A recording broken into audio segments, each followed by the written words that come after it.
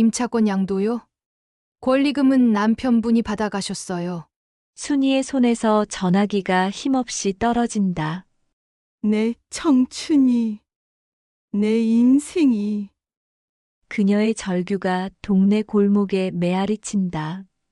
쓰러져 바닥에 주저앉은 순이 눈물이 땀과 함께 섞여 흘러내린다. 오늘도 사연돌이와 함께 사연의 소용돌이 속으로 들어가 보실까요? 본격적인 이야기로 들어가기 전에 좋아요와 구독으로 응원해 주세요. 구독과 좋아요는 무료이지만 저에게는 큰 격려가 됩니다. 서울 외곽의 낡은 상가 건물 2층. 계단을 올라가면 순이 미용실이라는 낡은 간판이 눈에 들어옵니다. 30년째 이곳을 지키고 있는 68세 정순이는 오늘도 어김없이 아침 8시에 문을 열었습니다. 거울 앞에 앉은 단골 할머니의 머리를 정성스럽게 말아 올리면서 순이는 마치 자신의 인생을 돌보듯 세심한 손길로 가위질을 해나갑니다. 원장님, 우리 딸이 또 시집 보낼 때가 다 됐다네요. 그때도 원장님 손으로 머리 해주세요. 단골 할머니의 말에 순이는 환하게 웃었습니다. 그럼요, 당연하죠.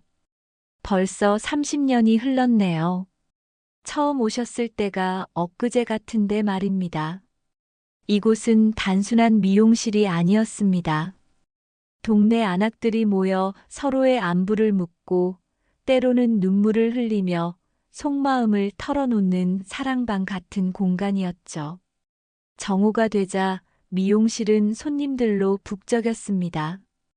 파마를 하러 온 중년 아주머니, 염색을 원하는 할머니, 단순히 머리를 다듬으러 온 이웃 언니들까지. 순이는 능숙하게 한 명씩 차례대로 손님들을 맞았습니다. 그런데 오늘따라 손님들의 표정이 어딘가 어색했습니다. 평소보다 말수가 적었고 서로 눈치를 보는 듯한 분위기였거든요. 원장님 혹시 파마를 하던 아주머니가 조심스럽게 말을 꺼냈습니다. 요즘 기준 아저씨 어떠세요? 순이는 손을 멈추고 거울로 아주머니를 바라봤습니다. 왜요? 무슨 일 있나요? 아주머니들이 서로 시선을 주고받더니 결국 한 분이 입을 열었습니다. 저 앞 골목 미영 씨 알죠? 생활용품 가게 하는. 요즘 기준 아저씨랑 자주 보이던데요. 순이의 손끝이 미세하게 떨렸습니다. 미영은 50대 초반으로 3년 전 이 동네에 이사와서 생활용품 가게를 열었습니다. 남편을 일찍 여의고 혼자 가게를 운영하고 있었죠. 순이도 가끔 가게에서 물건을 사며 인사를 나누던 사이였습니다. 아, 그냥 동네 사람끼리 인사하는 정도겠죠. 순이는 애써 담담하게 대답했지만 가슴 한편이 무겁게 가라앉았습니다. 그날 오후 또 다른 단골 할머니가 들어와서는 더욱 구체적인 이야기를 했습니다. 원장님, 저 어제 시장 갔다 오는 길에 봤는데요. 기준 아저씨가 미영 씨 가게 앞에서 뭔가 큰 봉지를 들고 서 있더라고요. 그리고 둘이 함께 어디론가 가더라고요. 순이는 파마 기계의 온도를 조절하면서 아무렇지 않은 척했지만 마음속에는 불안한 감정이 밀려왔습니다. 오후가 깊어갈수록 더 많은 이야기들이 들려왔습니다. 기준 아저씨가 미영 씨 가게에서 나오는 걸 봤다. 둘이 카페에 앉아 있더라. 미영 씨가 기준 아저씨 팔짱을 끼고 걷더라 같은 말들이었죠.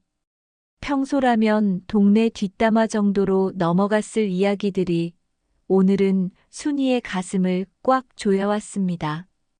40년 넘게 함께 살아온 남편이 설마 그럴 리가 없다고 스스로를 달래면서도 마음 깊은 곳에서는 이미 무언가를 직감하고 있었습니다. 저녁 시간이 되어 마지막 손님을 배웅하고 나자 순이는 홀로 미용실에 앉아 생각에 잠겼습니다. 최근 몇 달간 기준의 행동을 되짚어 보니 이상한 점들이 하나둘 떠올랐습니다. 전화를 받을 때 방으로 들어가서 조용히 통화하던 일 외출 빈도가 늘어난 것, 그리고 무엇보다 순이에게 점점 더 차갑게 구는 것들 말입니다. 집으로 돌아가는 길에 순이는 미영의 생활용품 가게 앞을 지나쳤습니다. 가게 불은 이미 꺼져 있었지만 순이는 잠시 그 앞에 멈춰 섰습니다. 이곳에서 정말로 남편과 미영이 만나고 있는 걸까요? 순이는 고개를 저으며 발걸음을 재촉했습니다. 아직은 확실하지 않은 일에 마음을 너무 쓰고 싶지 않았거든요. 집에 도착했을 때 기준은 이미 저녁을 차려놓고 기다리고 있었습니다. 늦었네. 뭐 하느라고 이제야 와? 평소보다 날카로운 어조였습니다. 손님들이 조금 늦게까지 있어서요.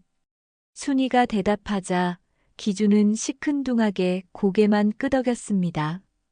식사 시간 내내 둘 사이에는 어색한 침묵이 흘렀고 기준은 계속해서 휴대폰을 들여다보기만 했습니다. 그만 좀 하지 그래. 당신도 늙었는데 언제까지 가위질할 거야? 식사 후 기준이 갑자기 말했습니다. 우리 나이에 뭘 그렇게 악착같이 일해? 이제 그만하고 편히 쉬면서 살자. 순이는 설거지하던 손을 멈췄습니다. 미용실이 제 인생이에요. 그곳에서 만난 사람들, 함께한 세월들이 모두 소중해요. 세월이고 뭐고 다 돈 때문 아냐? 이제 충분히 벌었으니까 그만해. 기준의 말에는 예전에 없던 차가움이 묻어 있었습니다. 그날 밤 잠자리에서 순이는 천장을 바라보며 많은 생각에 잠겼습니다. 30년간 지켜온 미용실, 그곳에서 만난 소중한 사람들, 그리고 함께 늙어가고 있는 남편. 모든 것이 평화롭다고 생각했던 일상이 어느새 흔들리기 시작하고 있었습니다. 기준은 벌써 깊은 잠에 빠져 있었고 순이는 불안한 마음을 달래며 내일을 기다렸습니다. 하지만 그녀는 아직 모르고 있었습니다. 이 모든 것이 단순한 의심에 그치지 않을 것이라는 사실을 말입니다. 다음 날 아침 순이는 평소보다 일찍 미용실을 열었습니다. 밤새 뒤척이며 잠을 설쳤던 탓에 일찍 눈이 떠진 것이었죠. 거울 앞에서 자신의 모습을 정리하면서도 어제 손님들이 했던 말들이 계속 머릿속을 맴돌았습니다. 기준과 미영이 함께 있었다는 이야기들, 그리고 남편의 달라진 태도까지. 첫 번째 손님으로 들어온 김할머니는 평소보다 표정이 심각했습니다. 원장님, 어제 제가 드린 말씀 기억하시죠? 순이는 파마 도구를 정리하면서 고개를 끄덕였습니다. 네, 기억해요. 사실 그게 다가 아니에요. 제가 어제는 조심스러워서 다 말씀 못 드렸는데. 김할머니가 목소리를 낮췄습니다. 기준 아저씨가 미영 씨 가게 뒷문으로 들어가는 걸 봤어요. 그것도 한두 번이 아니라 벌써 몇 주째 그러더라고요.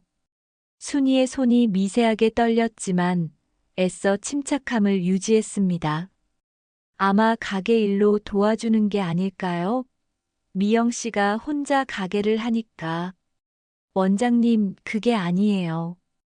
김할머니가 안타까운 표정으로 말했습니다. 둘이 너무 다정해 보였어요. 기준 아저씨가 미영 씨 어깨에 손을 올리고 뭔가 속삭이더라고요. 보는 저도 민망할 정도였다니까요. 그 순간 미용실 문이 열리며 또 다른 단골인 박 아주머니가 들어왔습니다. 원장님, 안녕하세요. 아, 김 할머니도 오셨네요. 박 아주머니는 평소보다 어색한 웃음을 지었습니다. 혹시 무슨 이야기 중이셨나요? 제가 들어와도 될까요? 김할머니와 순이는 서로를 바라봤습니다. 이미 동네 전체가 알고 있는 이야기인 것 같았거든요. 원장님께 말씀드리는 건데, 박 아주머니가 조심스럽게 입을 열었습니다. 어제 저녁에 제가 마트에서 장을 보고 오는 길이었어요. 그런데 미영 씨 가게 앞에서 기준 아저씨를 봤거든요. 그런데 이상하게도 가게 문은 이미 닫혀 있었는데 기준 아저씨는 뒷문 쪽으로 들어가더라고요. 그리고 1시간 후에 나오는데 미영 씨랑 함께 나오더라니까요. 순이는 더 이상 듣고 싶지 않았지만 어쩔 수 없이 귀를 기울일 수밖에 없었습니다. 그리고 박 아주머니가 더욱 조심스럽게 말을 이었습니다. 둘이 나올 때 미영 씨가 기준 아저씨 팔에 매달리듯이 걸었어요. 마치 연인 사이처럼 말이에요. 김할머니가 한숨을 쉬며 고개를 저었습니다. 이런 이야기를 원장님께 드려야 하나 말아야 하나 고민을 많이 했어요.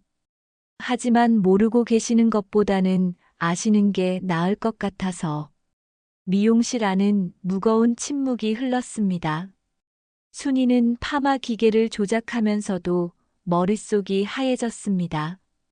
40년 넘게 함께 살아온 남편이 정말로 다른 여자와 그런 사이일까요?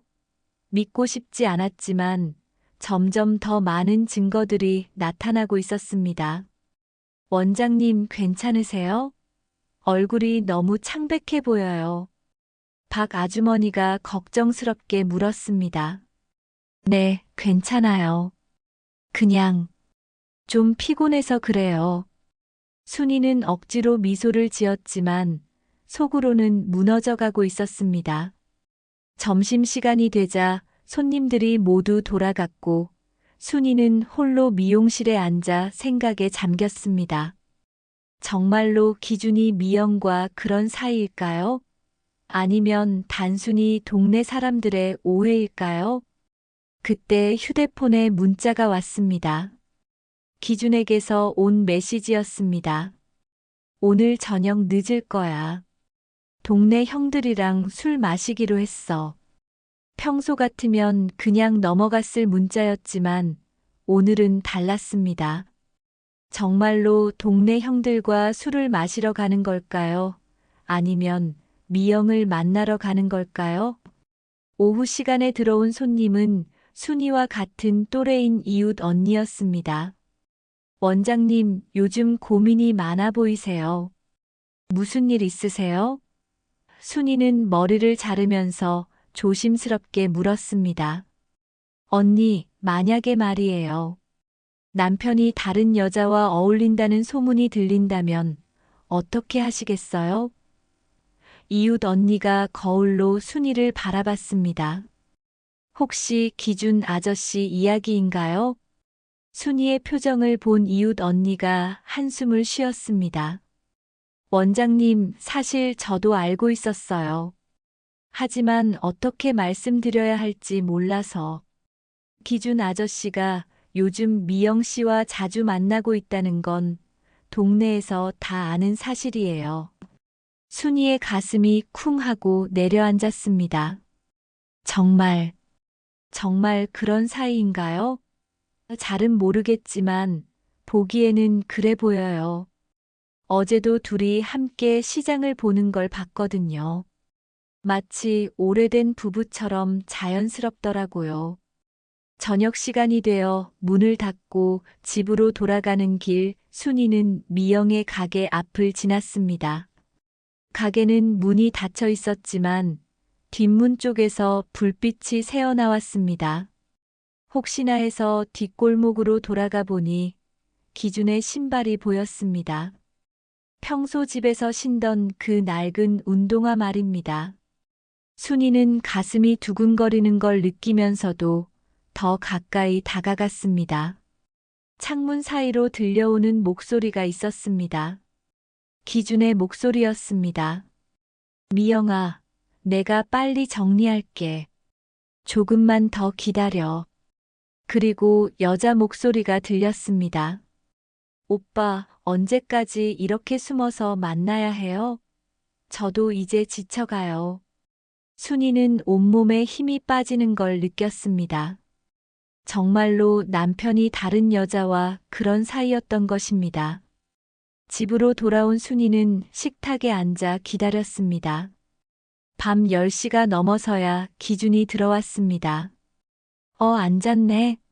일찍 자지 그래. 기준은 술 냄새를 풍기며 말했습니다. 어디 다녀오셨어요? 순이가 조용히 물었습니다. 말했잖아. 동네 형들이랑 술 마셨다고. 기준은 거짓말을 하고 있었습니다. 순이는 알고 있었지만 아직은 확실한 증거를 잡고 싶었습니다. 며칠 후 기준이 갑자기 말했습니다. 순이야, 가게 정리하자. 순이는 저녁 준비를 하던 손을 멈췄습니다. 무슨 소리예요? 미용실 말이야. 이제 그만하고 권리금 챙겨서 노후나 편히 살자고. 순이는 기준을 바라봤습니다. 왜 갑자기 그런 말씀을 하세요? 미용실은 제 인생이에요. 인생이고 뭐고, 이제 나이도 들었는데, 언제까지 그럴 거야? 돈도 충분히 벌었잖아. 기준의 말에는 예전과 다른 강요하는 듯한 어조가 섞여 있었습니다. 순이는 단칼에 잘랐습니다. 안 해요. 이 손님들이랑 쌓은 세월이 제 인생이에요. 돈으로만 보지 마세요. 기준의 얼굴이 굳었습니다. 그럼 계속 그렇게 살아. 나는 이제 지겨워. 그날 밤 부부는 서로에게 등을 돌리고 잠들었습니다. 순이는 불안한 예감이 현실이 되어가고 있다는 걸 느꼈습니다. 하지만 아직은 더 큰 충격이 기다리고 있다는 사실을 모르고 있었습니다. 며칠이 지나도 기준의 행동은 더욱 의심스러워졌습니다. 평소보다 일찍 외출하고 늦게 들어오는 것은 물론이고 전화를 받을 때마다 방으로 들어가서 문을 꼭 닫고 통화했습니다. 순이가 누구랑 통화하세요?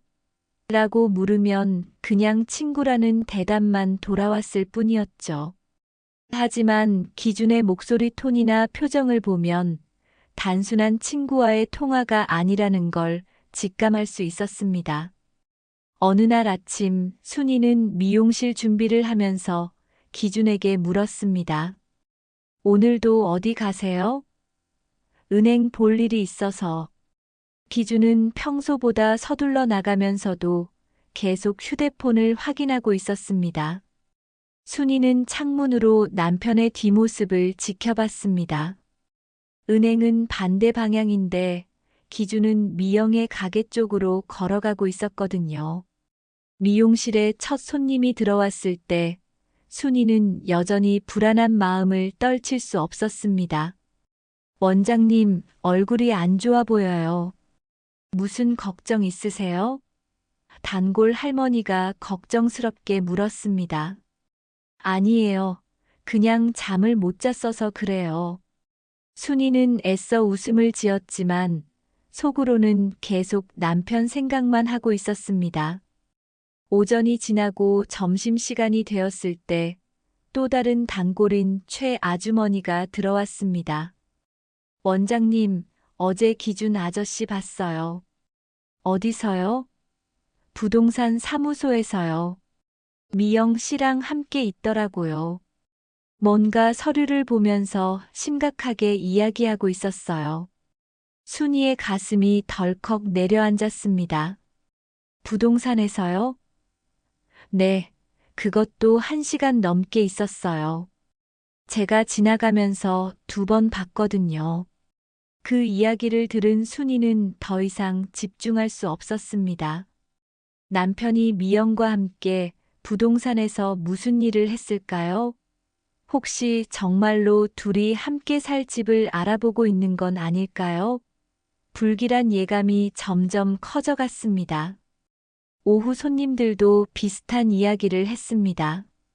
기준 아저씨가 요즘 미영 씨랑 자주 다니더라는 말들이 계속 들려왔거든요. 저녁 무렵 순이는 미용실 정리를 하면서도 계속 남편 생각을 했습니다. 집으로 돌아가는 길에 미영의 가게 앞을 지나쳤는데 가게 문은 닫혀 있었지만 안쪽에서 불빛이 새어 나왔습니다. 혹시나 해서 뒷골목으로 돌아가 보니 익숙한 목소리가 들려왔습니다. 기준의 목소리였습니다. 미영아, 이제 며칠만 더 기다리면 돼. 곧 모든 게 정리될 거야. 그리고 미영의 목소리가 들렸습니다. 오빠, 정말 괜찮을까요? 순이 언니가 알면 어떡해요? 알아도 어쩔 수 없어. 이미 다 진행된 일이니까. 순이는 숨을 죽이고 그 대화를 들었습니다. 무엇이 진행된 걸까요? 점점 불안감이 커져갔습니다. 집으로 돌아온 순이는 기준을 기다렸습니다.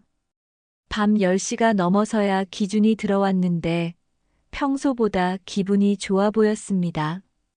늦었네요. 어디 갔다 오셨어요? 친구들이랑 술 좀 마셨어. 기준은 대충 대답하고는 바로 화장실로 들어갔습니다. 그때 소파 위에 기준의 휴대폰이 놓여 있는 게 보였습니다. 순이는 잠시 망설였지만 결국 휴대폰을 집어들었습니다. 평생 남편의 휴대폰을 몰래 본 적이 없었지만 지금은 그럴 수밖에 없었습니다. 문자함을 확인해 보니 여러 개의 메시지가 있었습니다. 그 중에서 순이의 눈을 사로잡은 것은 은행에서 온 문자였습니다. 전세 계약금 이체 확인 이땡땡님께 2,500만 원이 이체되었습니다. 순이는 휴대폰을 떨어뜨릴 뻔했습니다. 전세 계약금이라니요? 그것도 2,500만 원이나 되는 큰 돈을 누구에게 보낸 것일까요? 이땡땡이 누구인지는 모르겠지만 분명히 미영과 관련된 일일 거라는 직감이 들었습니다. 그때 화장실 문이 열리는 소리가 들려서 순이는 서둘러 휴대폰을 원래 자리에 놓았습니다. 기준이 나와서 휴대폰을 집어들며 말했습니다. 오늘 좀 피곤하네. 먼저 잘게. 순이는 아무렇지 않은 척 대답했습니다. 네, 푹 쉬세요. 하지만 속으로는 온갖 생각들이 머릿속을 어지럽혔습니다. 며칠 후 순이가 미용실에서 손님을 받고 있을 때 전화가 걸려왔습니다.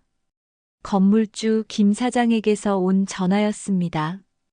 원장님, 안녕하세요. 혹시 지금 통화 가능하세요? 네, 가능해요.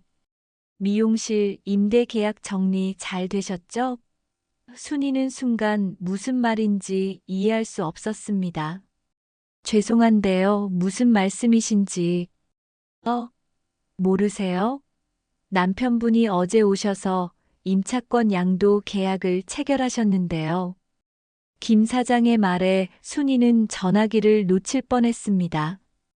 임차권 양도요? 네, 새로운 임차인이 이번 달 말에 들어온다고 하네요. 모든 절차는 다 끝났고 권리금도 어제 정산했어요. 순이는 다리에 힘이 풀리는 걸 느꼈습니다. 권리금은 누가 얼마나 받았나요? 남편분이 받아가셨어요. 건물주 김 사장은 난감한 목소리였다. 어제 원장님 인감증명과 위임장 들고 남편분이 오셨어요. 원장님은 몸이 불편해 못 나오신다고 저도 대면 확인을 했어야 했는데 사인까지 똑같아서 의심을 못 했네요. 권리금 보통 4천에서 6천 정도인데 이번엔 5천만 원에 계약됐어요. 정맥이 도드라진 순이의 손이 떨렸다. 내 이름을 훔친 것이다. 전화를 끊은 후 순이는 현실을 받아들일 수 없었습니다. 30년간 지켜온 미용실이 자신도 모르는 사이에 다른 사람의 손에 넘어간 것입니다. 그것도 남편이 내연녀와 함께 몰래 처리한 것이었죠. 손님이 원장님 괜찮으세요? 얼굴이 너무 창백해요라고 걱정했지만 순이는 대답할 힘도 없었습니다. 그제야 남편 휴대폰에서 본 전세 계약금, 이체 확인 문자의 의미를 깨달았습니다. 미용실 권리금으로 받은 돈을 미영과 함께 살 집의 전세금으로 사용한 것이었습니다. 순이는 온몸이 떨렸습니다. 불길한 예감이 현실로 다가오고 있었습니다. 평생 믿고 살아온 남편이 자신을 완전히 배신한 것입니다. 그날 오후 순이는 더 이상 일을 할 수 없어서 미용실 문을 일찍 닫았습니다. 집으로 돌아가면서도 머릿속이 하얘졌습니다.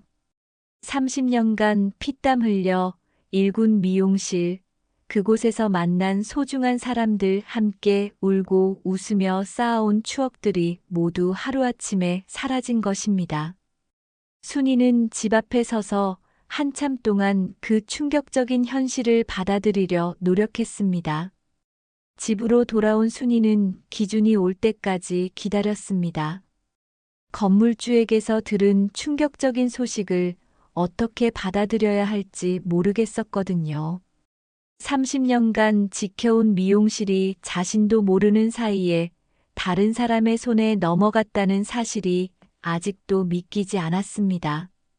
밤 11시가 넘어서야 기준이 들어왔는데 평소와 다르게 기분이 좋아 보였습니다. 늦었네요. 어디 갔다 오셨어요? 순이가 조용히 물었습니다. 친구들이랑 술 좀 마셨어.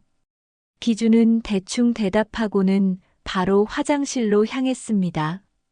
그때 소파 위에 놓인 기준의 휴대폰이 진동했습니다. 순이는 잠시 망설였지만 결국 휴대폰 화면을 확인했습니다. 미영이라는 이름으로 온 문자였습니다. 오빠, 오늘 수고 많았어요. 이제 정말 우리만의 집이 생겼네요. 순이의 손이 떨렸습니다. 정말로 남편과 미영이 함께 살 집을 구한 것이었습니다. 화장실 문이 열리는 소리에 순이는 서둘러 휴대폰을 원래 자리에 놓았습니다. 오늘 좀 피곤하네. 먼저 잘게. 기준이 휴대폰을 집어들며 말했습니다. 순이는 아무렇지 않은 척 대답했습니다. 네, 푹 쉬세요. 하지만 속으로는 온갖 생각들이 머릿속을 어지럽혔습니다. 다음 날 아침 순이는 미용실에 가서도 일에 집중할 수 없었습니다. 첫 손님인 김 할머니가 들어오자마자 걱정스럽게 물었습니다. 원장님, 무슨 일 있으세요? 얼굴이 너무 상해 보여요. 순이는 어떻게 대답해야 할지 몰랐습니다. 동네에서 이미 소문이 퍼지기 시작했다는 걸 직감했거든요. 원장님, 김 할머니가 조심스럽게 말을 꺼냈습니다. 어제 동네 사람들이 하는 말을 들었는데요. 미용실이 다른 사람한테 넘어간다는 소문이 돌더라고요. 설마 그런 게 아니겠죠? 순이는 파마 기계를 만지작거리며 대답했습니다. 사실, 그게 맞아요. 김 할머니의 얼굴이 놀라움으로 일그러졌습니다. 어머, 정말이에요? 그럼 원장님은 어떻게 되시는 거예요? 저도 아직 잘 모르겠어요. 순이의 목소리가 떨렸습니다. 남편이 제 동의도 없이 임차권을 넘겼어요. 김 할머니는 분노하며 말했습니다. 어떻게 그럴 수가 있어요? 30년이나 운영하신 가게를. 그것도 미영 씨와 함께.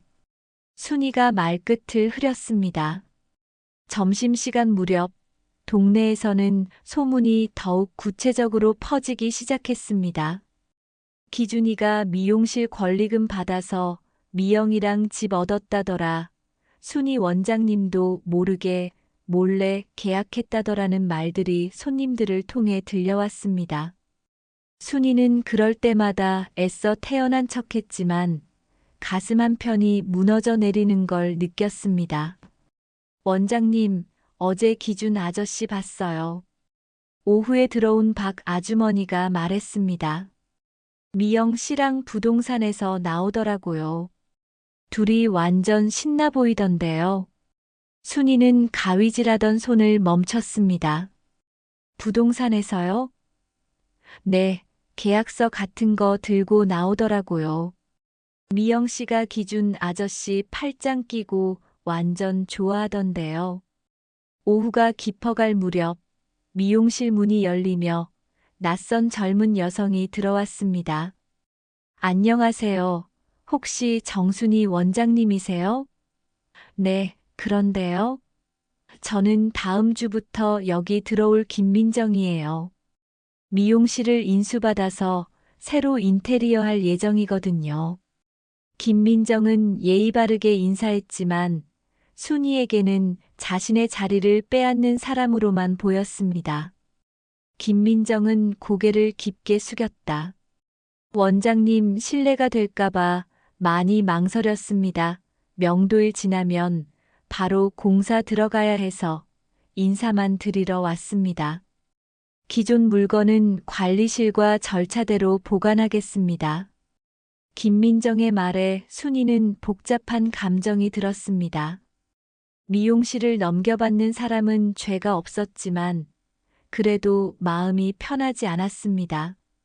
요즘 젊은 분들 스타일로 완전히 바꿀 거예요. 모던하게 리모델링하고 새로운 장비들도 들여놓을 계획이거든요. 언제까지 정리하시면 될까요? 김민정이 조심스럽게 물었습니다. 다음 주 월요일까지 부탁드려요. 그때부터 인테리어 들어가거든요. 순이는 30년간 함께해온 공간이 완전히 새로운 모습으로 바뀐다는 생각에 가슴이 아팠습니다. 같은 미용실이지만 자신의 흔적은 모두 지워질 것입니다. 김민정이 나간 후 순이는 홀로 미용실에 앉아 주변을 둘러봤습니다. 30년간 함께해온 의자들, 거울들, 파마 기계들이 모두 일주일 후에는 사라질 운명이었습니다.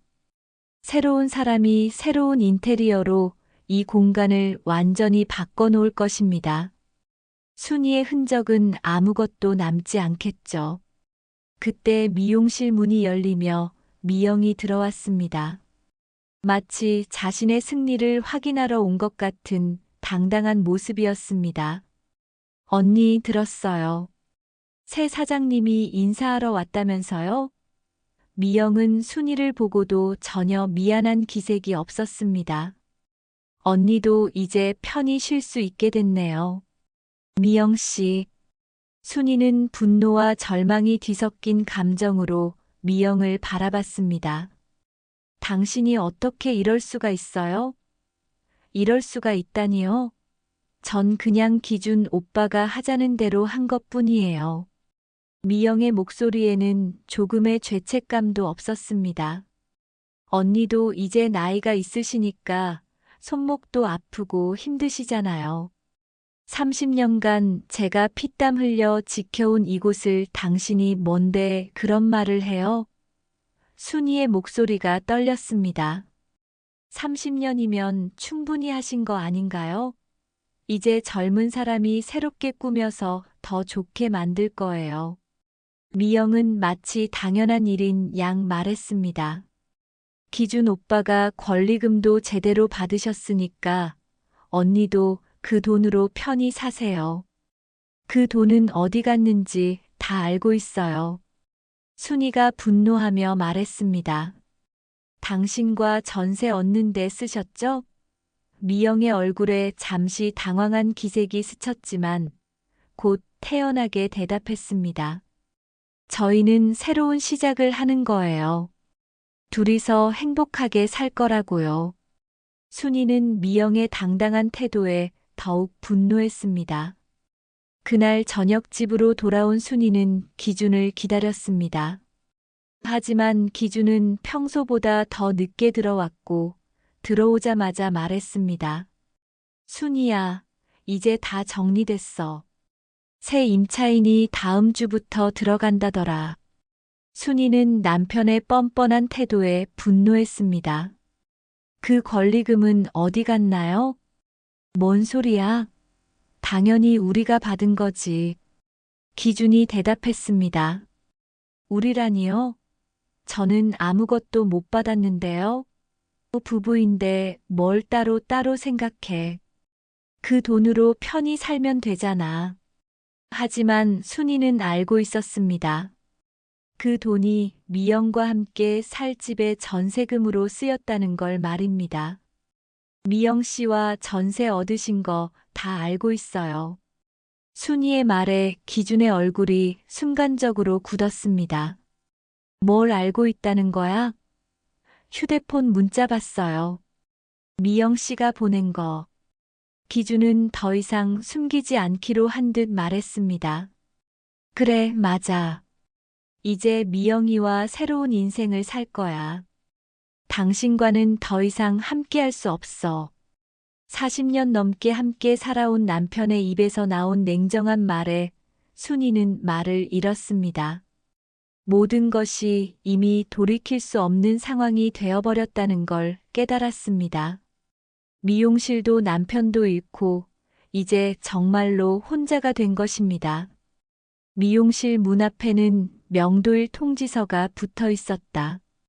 오전 10시 새 임차인 측 인테리어 반입 예정. 간판 철거는 관리실 입회하에 진행.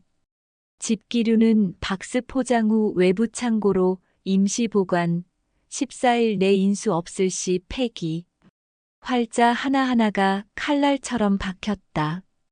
며칠 후 아침 순이는 평소처럼 미용실로 향했습니다. 하지만 문 앞에 서자 충격적인 광경이 기다리고 있었습니다. 순이 미용실 간판이 철거되고 있었던 것입니다. 인부들이 30년간 자신의 이름을 달고 있던 간판을 무심하게 뜯어내고 있는 모습을 보며 순이는 다리에 힘이 풀려 그 자리에 주저앉을 뻔했습니다. 아줌마, 여기 공사 중이라서 들어갈 수 없어요. 인부 중 한 명이 순이를 보고 말했습니다. 저기 제 가게인데요. 아, 그래요? 그럼 새 사장님한테 얘기해 보세요. 저기 있어요. 인부가 가리킨 곳에는 김민정이 서 있었습니다. 인테리어 업체 사람들과 함께 새로운 디자인을 논의하고 있었죠. 원장님 오셨네요. 김민정이 순이를 보고 말했습니다. 보시다시피 새롭게 단장하고 있어요. 젊은 감각으로 완전히 바꿀 예정이거든요.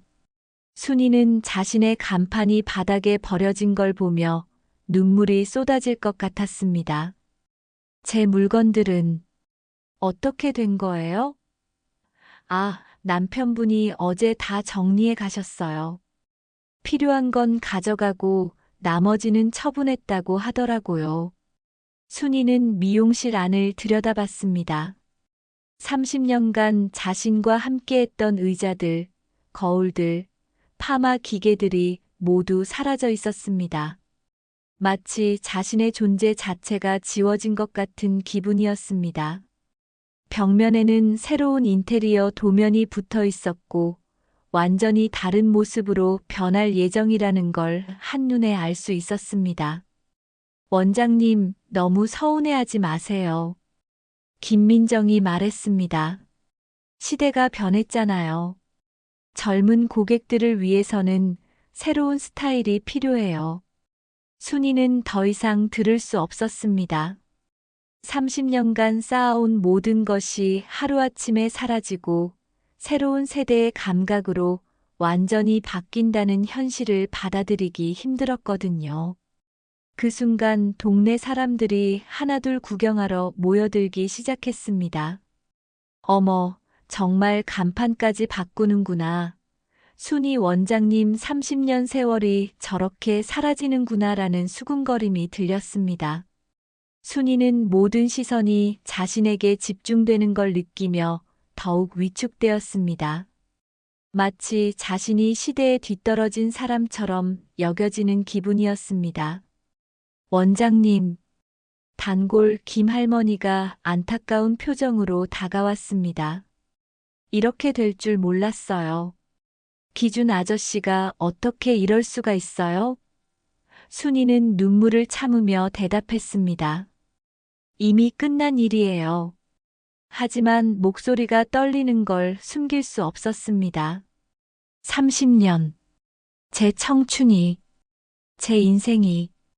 그때 어지러움이 밀려오면서 시야가 흐려졌습니다. 간판이 철거되는 모습, 완전히 바뀔 미용실, 구경하러 몰린 사람들의 시선, 모든 것이 한꺼번에 압박해 오는 것 같았습니다. 순이는 그대로 바닥에 쓰러졌습니다. 원장님, 주변 사람들이 놀라서 달려왔지만 순이는 의식을 잃은 상태였습니다. 119 빨리 불러. 누군가의 외침이 들렸고 곧 구급차 사이렌 소리가 울렸습니다. 동네 사람들은 쓰러진 순이 주변에 모여 걱정스럽게 바라봤습니다. 기준이 연락했어? 연락했는데 안 받아. 미영이 있는 대로 갔나 봐. 사람들의 말소리가 멀어져 갔습니다. 병원에서 깨어난 순이는 하얀 천장을 바라보며 혼잣말을 했습니다. 내 청춘이, 내 손끝이 이렇게 무너지는 건가? 의사는 과로와 스트레스로 인한 실신이라고 했지만 순이는 자신이 정말로 무너져가고 있다는 걸 느꼈습니다. 40년 넘게 함께 살아온 남편도 30년간 지켜온 미용실도 모두 잃어버린 것입니다. 병실에는 몇몇 단골 할머니들이 문병을 왔습니다. 원장님 괜찮으세요? 우리가 얼마나 놀랐는지 몰라요. 고마워요. 이렇게 와주셔서. 순이는 힘없이 대답했습니다. 원장님, 기준 아저씨는 안 와요? 김할머니가 조심스럽게 물었습니다. 순이는 고개를 저었습니다. 안 와요. 아마 안 올 거예요. 실제로 기준은 순이가 쓰러졌다는 소식을 들었지만 병원에 나타나지 않았습니다. 동네 사람들이 전화를 했지만 바쁘다는 핑계로 오지 않았죠. 그는 미영과 함께 새로운 집 인테리어를 보러 다니고 있었습니다. 순이는 남편이 정말로 자신을 완전히 버렸다는 걸 깨달았습니다. 더욱 충격적인 것은 동네 사람들의 반응이었습니다. 일부 사람들은 순이를 동정했지만 또 다른 사람들은 다른 시선으로 바라봤습니다. 병실로 문병 온 이웃이 전해주는 말에 따르면 순이가 기준한테 너무 매정해서 그렇다. 남편한테 관심을 안 줬으니까 다른 여자한테 빼앗기지라는 말들이 돌고 있다고 했습니다. 원장님, 그런 소리 신경 쓰지 마세요. 최 아주머니가 위로했습니다. 말이 안 되는 소리들이에요. 기준 아저씨가 잘못한 건데 왜 원장님을 탓해요? 하지만 순이는 이미 마음의 상처가 깊어져 있었습니다. 남편의 배신은 물론이고 동네 사람들의 시선까지 차가워지고 있었거든요. 입원해 있는 기간 동안 건물주 김 사장도 방문해 섰습니다. 김 사장은 병실 문턱에서 고개를 숙였습니다. 아니다. 원장님, 제가 대면 확인을 소홀히 했습니다. 혹시 필요하시면 어제 상담 녹취 제공하겠습니다. 순이는 이제 싸울 준비가 되기 시작했습니다. 병원에서 사흘을 보낸 후 퇴원한 순이는 집으로 돌아갔습니다. 하지만 집에는 기준의 짐들이 대부분 사라져 있었습니다. 옷장, 서랍, 심지어 화장실 용품까지 모두 없어져 있었죠. 거실 탁자 위에는 짧은 쪽지만 하나 놓여 있었습니다. 미안하다. 이제 각자 살자. 생활비는 통장에 넣어놨다. 순이는 그 쪽지를 보며 눈물이 쏟아졌습니다. 40년 넘게 함께 살아온 세월이 이런 짧은 말 한마디로 정리되다니요. 통장을 확인해 보니 몇백만 원이 들어 있었지만 그것만으로는 앞으로 살아가기에 턱없이 부족했습니다. 무엇보다 정신적인 상처를 돈으로 메울 수는 없었거든요. 며칠 후 동네에서 들려온 소식은 더욱 충격적이었습니다. 기준과 미영이 정식으로 동거를 시작했다는 것이었습니다. 미용실 권리금으로 받았던 돈으로 전세를 얻은 집에서 마치 신혼부부처럼 살고 있다고 했습니다. 심지어 미영은 동네 사람들에게 기준 오빠와 새로운 인생을 시작한다고 당당하게 말하고 다녔습니다. 순이는 세상에 홀로 남겨진 듯한 절망감을 느꼈습니다. 68세의 나이에 모든 것을 잃고 다시 시작해야 한다는 현실이 막막했습니다. 하지만 그래도 포기하고 싶지는 않았습니다. 이대로 끝내지 않겠다. 순이는 눈물 속에서도 스스로 다짐했습니다. 반드시 다시 서보이리라. 절망의 끝에서도 순이는 포기하지 않았습니다.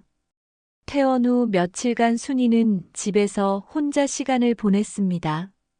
빈집은 너무나 조용했고 40년간 함께 살던 남편의 흔적들이 사라진 공간은 낯설기만 했습니다. 하지만 이대로 주저앉아 있을 수만은 없었습니다. 생활비로 남겨진 돈도 얼마 되지 않았고 무엇보다 자신이 할 수 있는 일을 찾아야 했거든요. 순이는 집 안을 둘러보며 생각했습니다. 30년간 미용실을 운영하며 익힌 기술과 경험이 사라진 건 아니었습니다. 손님들과 함께 웃고 울며 쌓은 인간관계도 여전히 남아 있었죠. 그때 문득 작은 방 하나가 눈에 들어왔습니다.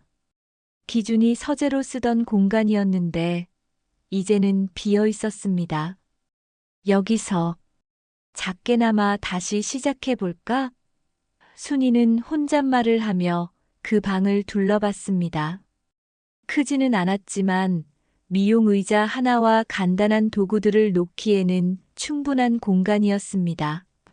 갑자기 희망의 불씨가 피어오르는 걸 느꼈습니다. 비록 화려한 미용실은 아니지만 자신만의 작은 공간에서 다시 시작할 수 있을 것 같았거든요. 다음 날 순이는 용기를 내어 중고 미용 도구를 파는 곳을 찾아갔습니다. 어머니, 새로 미용실 차리세요? 이 가게 사장이 물었습니다. 네, 작게 홈살롱을 해보려고 해요. 요즘 홈살롱 많이 하시던데 좋은 선택이에요. 순이는 기본적인 의자와 거울, 그리고 필수적인 도구들을 샀습니다. 남은 돈이 많지 않아서 최소한으로만 구입했지만 그래도 새로운 시작을 위한 첫걸음이었습니다. 집으로 돌아와서 작은 방을 정리하기 시작했습니다. 벽지를 새로 바르고 거울을 걸고 의자를 배치하니 제법 미용실다운 모습이 나왔습니다.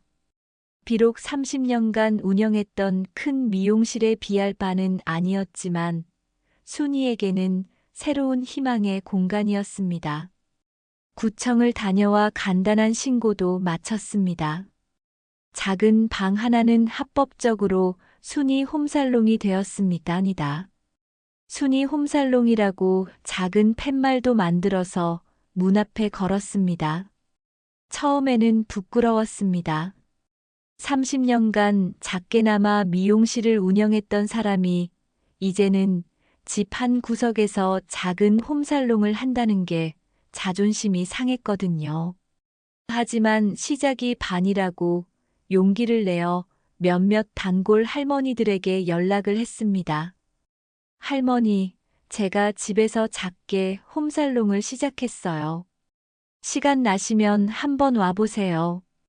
첫 번째 손님은 김 할머니였습니다. 원장님, 여기가 새로운 미용실이구나. 김 할머니는 작은 공간을 둘러보며 말했습니다. 비좁지 않아요? 순이가 걱정스럽게 물었습니다. 무슨 소리예요? 아늑하고 좋은걸요. 원장님 손만 있으면 어디든 괜찮아요. 김 할머니의 따뜻한 말에 순이는 눈시울이 뜨거워졌습니다. 머리를 손질해드리면서 순이는 30년간 쌓아온 기술이 여전히 자신의 손끝에 살아있다는 걸 느꼈습니다. 손님의 머리 상태를 파악하고 어울리는 스타일을 제안하며 세심하게 관리해드리는 모든 과정이 자연스럽게 이어졌습니다. 원장님 역시 손길이 다르네요. 여기서도 계속 와야겠어요. 김 할머니가 만족스러워하는 모습을 보니 자신감이 생겼습니다. 며칠 후 박 아주머니도 찾아왔습니다. 원장님 소문 들었어요. 여기서 다시 시작하셨다면서요? 네, 작지만 열심히 해보려고 해요. 좋아요. 우리가 어디 가겠어요. 원장님 손 아니면 안 되는걸요. 박 아주머니의 말에 순이는 큰 힘을 얻었습니다. 미용실 간판은 뺏겼어도 내 손기술과 사람들과의 관계는 아무도 빼앗을 수 없다는 걸 깨달았습니다. 단골들이 하나둘 찾아오기 시작했습니다. 원장님, 머리는 원장님 손 아니면 안 돼요.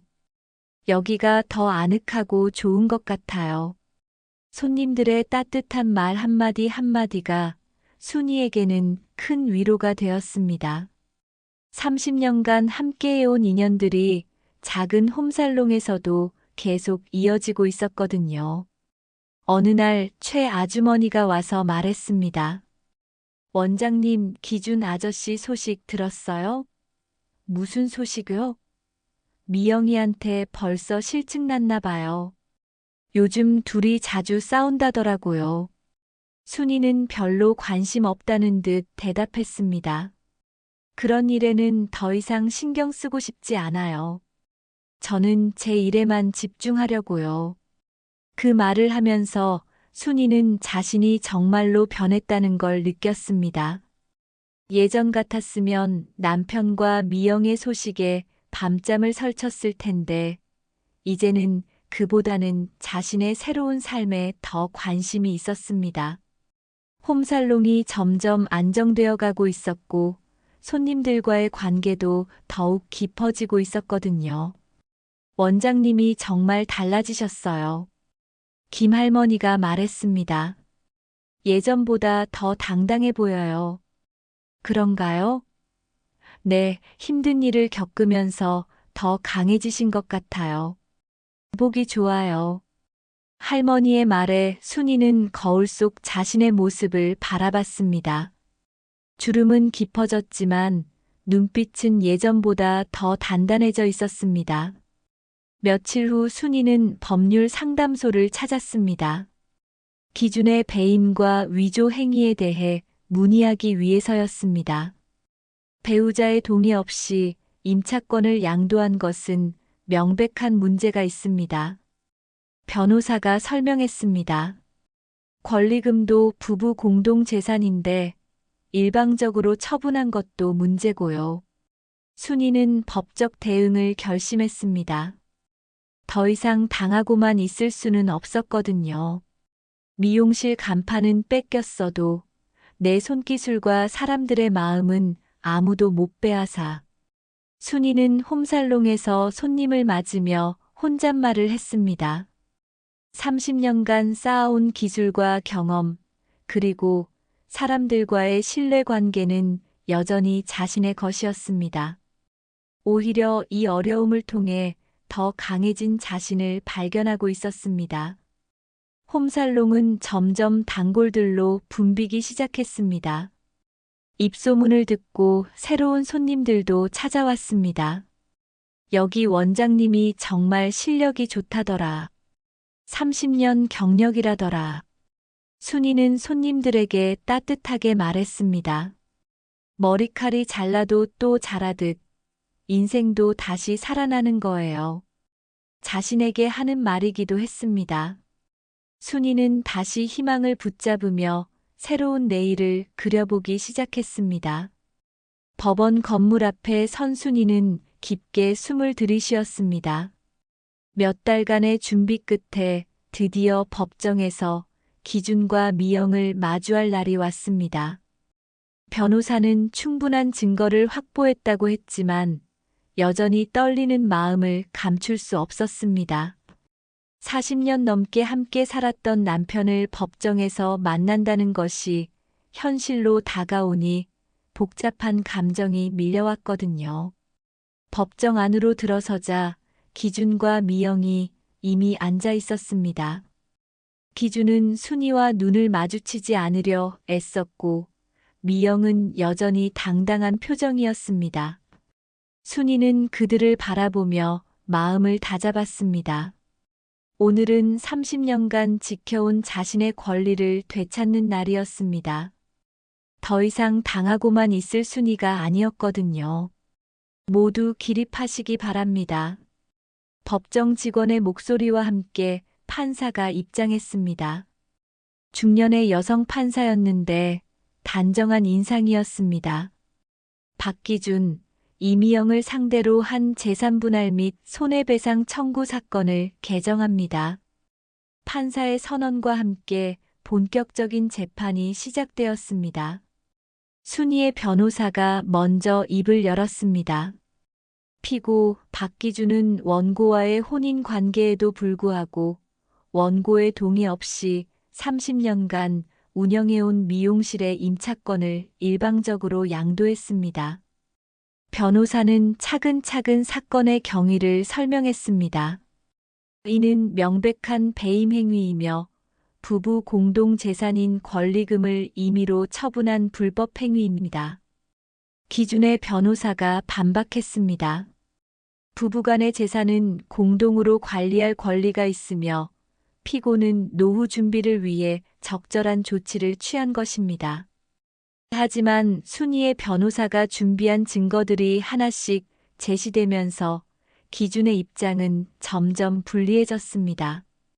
건물주와의 통화 녹음, 권리금 이체 내역, 그리고 미영과의 문자 메시지들이 모두 증거로 제출되었습니다. 이 문자 내역을 보시면 순이의 변호사가 말했습니다. 피고 박기준과 이미영 사이의 불륜 관계, 그리고 권리금을 이용해 공동으로 거주할 주거지를 마련한 사실이 명확히 드러납니다. 법정 안은 조용했지만 긴장감이 감돌았습니다. 기준은 고개를 숙인 채 아무 말도 하지 않았습니다. 미영은 증인석에 섰습니다. 저는 그냥 기준 오빠가 하자는 대로 했을 뿐이에요. 미영이 변명했습니다. 원고분이 나이도 있으시고 힘들어 보이셔서 편히 쉬시라는 뜻으로 한 일이에요. 하지만 검찰이 제시한 증거들 앞에서 미영의 변명은 설득력이 없었습니다. 순이도 증인석에 섰습니다. 30년간 제가 피땀 흘려 지켜온 미용실이었습니다. 순이의 목소리는 떨렸지만 단단했습니다. 그곳에서 만난 분들, 함께 나눈 이야기들이 제 인생의 전부였어요. 그런데 남편이 제 동의도 없이 모든 걸 팔아넘겼습니다. 순이는 눈물을 참으며 말을 이었습니다.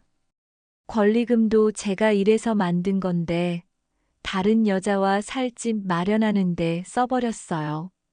판사가 기준을 바라보며 물었습니다. 피고는 이 모든 사실을 인정하십니까? 기준은 한참을 머뭇거리다가 작은 목소리로 대답했습니다. 인정합니다. 법정 안에 작은 술렁임이 일었습니다. 기준이 모든 혐의를 인정한 것이었습니다. 그렇다면 왜 배우자의 동의도 없이 그런 행위를 했습니까? 판사가 추궁했습니다. 기준은 대답하지 못하고 고개만 숙였습니다. 미영을 바라보는 시선도 예전 같지 않았습니다. 법정이라는 엄숙한 공간에서 자신이 저지른 일들의 무게를 실감하고 있는 것 같았습니다. 심리가 모두 끝나고 판결의 시간이 왔습니다. 판사의 목소리가 법정 안에 울려 퍼졌습니다. 박기준 씨가 배우자의 동의 없이 임차권을 양도하고 권리금을 수취한 사실이 인정됩니다. 순이는 가슴이 두근거렸습니다. 드디어 자신의 억울함이 인정받는 순간이었습니다. 따라서 본 법원은 피고 박기준에게 권리금 상당 손해 중 일부 2,500만 원을 배상하도록 판결합니다. 판사가 계속해서 판결을 선고했습니다. 또한 피고 이미영에게는 제3자 불법 행위에 대한 위자료 500만을 인정합니다. 증거들이 모두 드러나자 기준은 고개를 푹 숙였습니다. 40년 넘게 함께 살아온 아내를 이렇게 배신한 자신의 행위가 법적으로도 잘못되었다는 걸 인정받은 것입니다.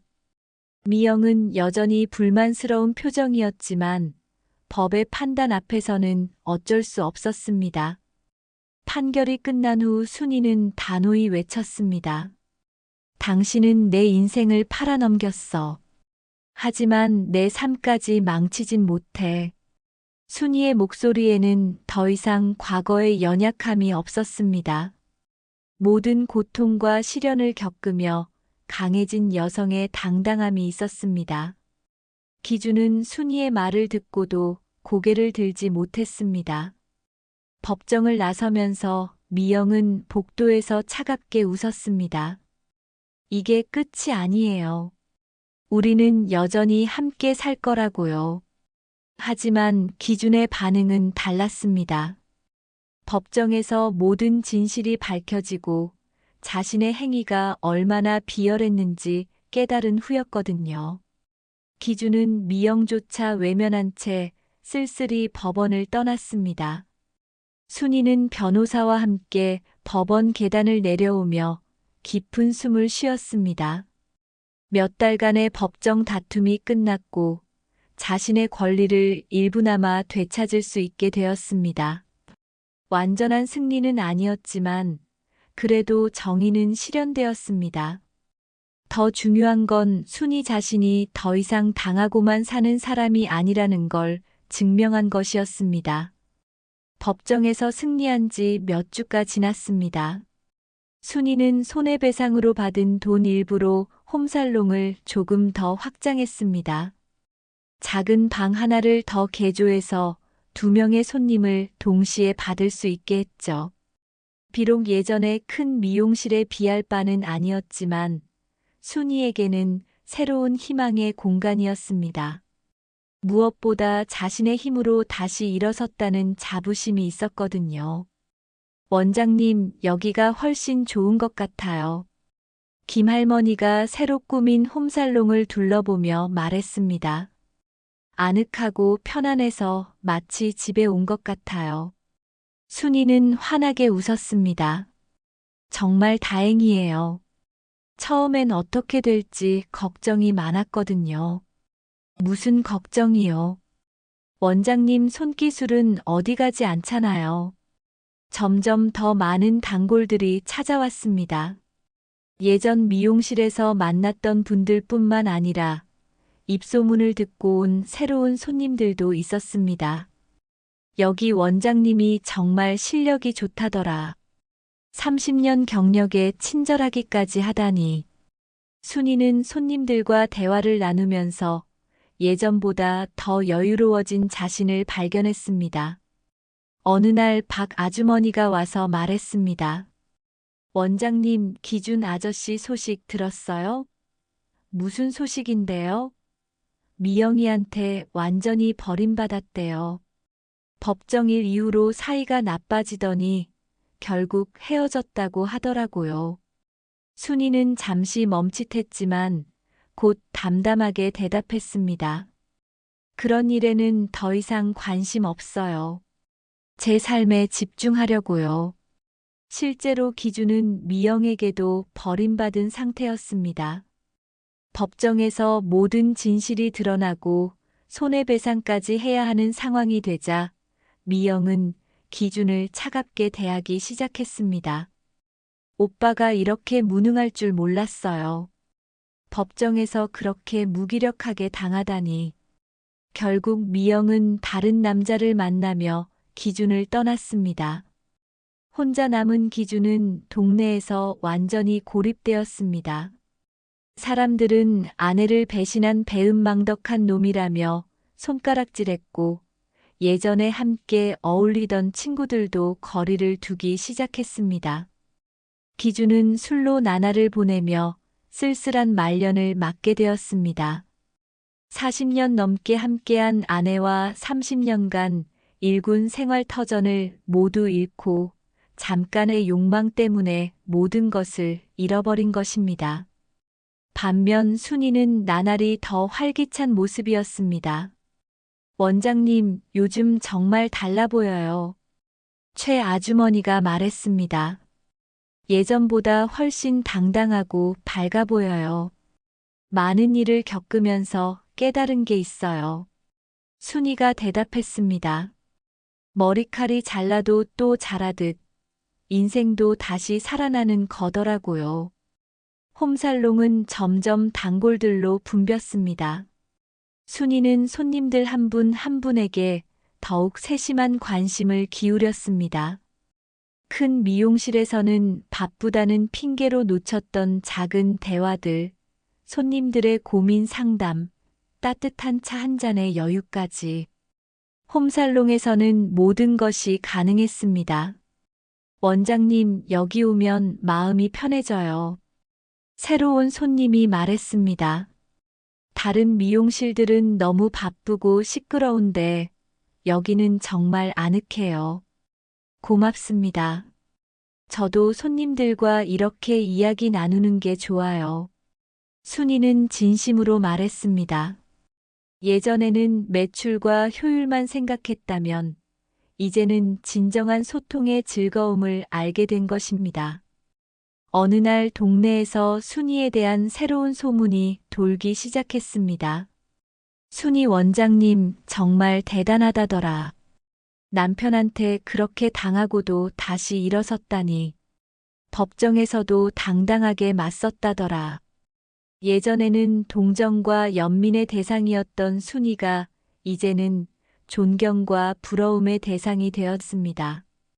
원장님은 우리 동네의 자랑이에요. 김할머니가 말했습니다. 무너져도 다시 일어선 원장님을 보면서 우리도 힘을 얻어요. 순이는 그런 말을 들을 때마다 뿌듯했습니다.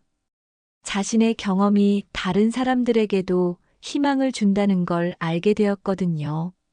몇 달 후 순이는 홈살롱 문 앞에 작은 액자를 걸었습니다. 인생은 다시 시작할 수 있습니다라는 글귀가 적힌 것이었죠. 원장님, 이 글귀 참 좋네요. 손님들이 하나둘 관심을 보였습니다. 제가 직접 경험해서 아는 말이에요. 순이가 웃으며 대답했습니다. 어느 저녁 순이는 거울 앞에 앉아 자신의 모습을 바라봤습니다.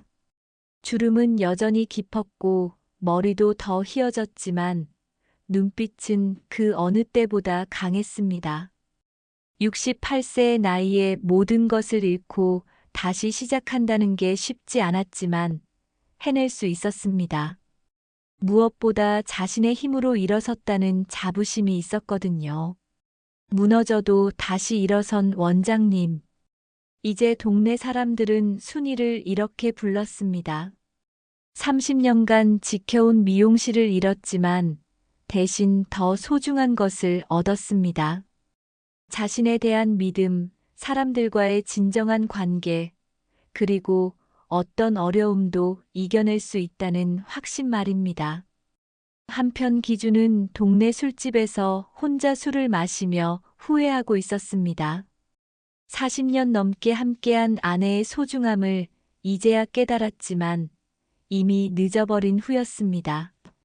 잠깐의 욕망 때문에 평생의 동반자를 잃었고 내연녀마저 떠나버려 완전히 홀로 남게 된 것입니다. 반면 순이의 홈살롱은 나날이 번창했습니다. 작은 공간이지만 따뜻한 인정이 넘치는 곳, 그리고 진정한 소통이 있는 곳으로 자리 잡았습니다. 순이는 손님들에게 항상 이렇게 말했습니다. 머리칼이 잘라도 또 자라듯 인생도 다시 살아나는 거예요. 이 말은 순이 자신의 삶을 가장 잘 보여주는 말이기도 했습니다. 거울 속 주름진 얼굴은 여전히 단단했고 눈빛은 누구보다 강했습니다. 순이는 새로운 하루를 맞으며 다짐했습니다. 앞으로도 계속 살아가겠어. 내 방식대로 당당하게. 68세에 시작한 새로운 인생, 순이에게는 그 어떤 시절보다 값진 시간이었습니다. 사연돌이의 오늘 이야기 어떠셨나요? 좋아요와 구독으로 응원해 주시면 따뜻한 마음 담아 더 좋은 사연으로 보답드리겠습니다. 감사합니다.